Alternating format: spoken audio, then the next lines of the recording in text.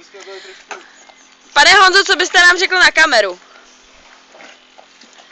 Jestli jste znovu, tak jděte do prdele. Ne, my nejsme znovu, my jsme televize Nova. Tak jděte do prdele.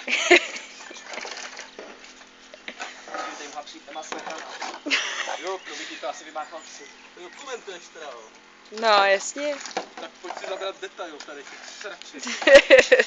Ne, ale osvěžující práce je tohle.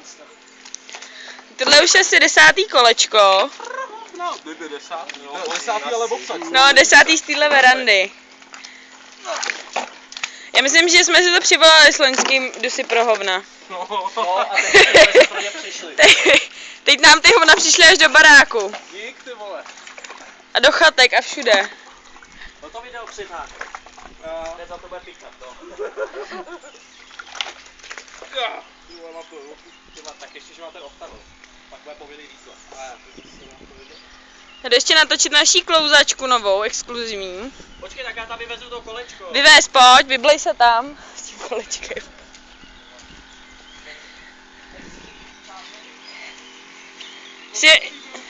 Já si myslím, že bychom měli dostat nějakou cenu TT, jako. Však. Posíláme jí dáreček do Tejda. Do koloděj. Myslím, že v kolodějích možná přiložej. Můžeš si jít pro další hovna za odměnu. Michale, tu jsou hovna a tam jsou teď, tak si ven, jestli chceš, jo?